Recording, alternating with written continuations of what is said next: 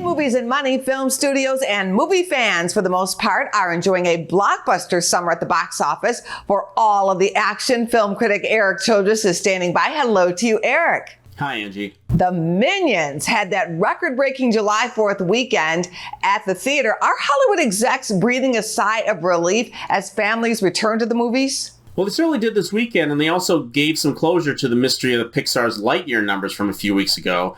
Kids were clearly more interested in the Minions. 107 million over the weekend and over 125 million through the July 4th holiday indeed allowed some people to breathe out that maybe the family market hasn't been permanently set back as a result of the pandemic.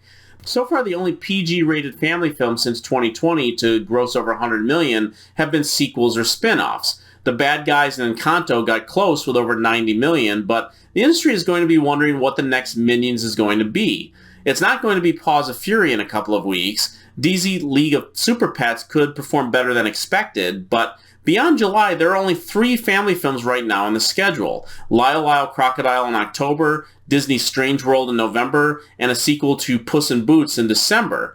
Minions is certainly giving theaters the boost right now, with a film possibly headed for well over 300 million, but this is definitely one demographic that may continue to restructure if the numbers beyond the Rise of Gru do not entirely resurface. Another lightning bolt is headed to the theater this weekend. Here's a preview of Thor, Love and Thunder.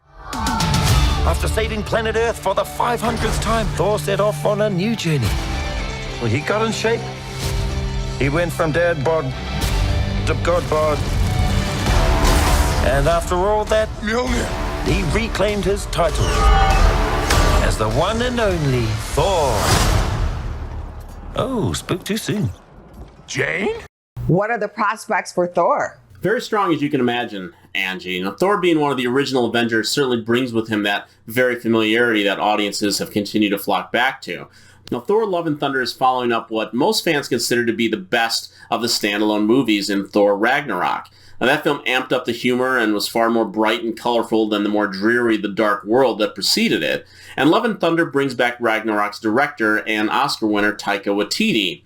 Well, that film opened to 122 million back in November of 2017 and grossed over 315 million domestic and over 850 million worldwide.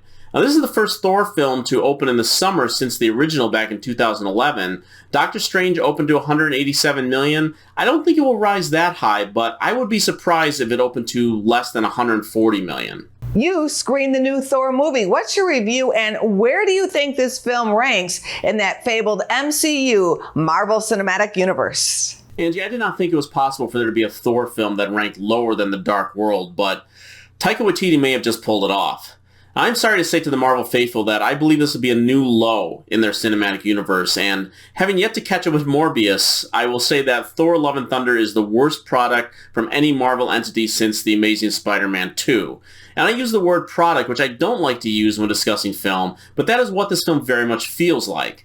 The film establishes some very serious plot lines involving Christian Bale becoming a character known as the God Butcher shortly after his child dies in his arms, and Natalie Portman's Jane Foster developing stage 4 cancer.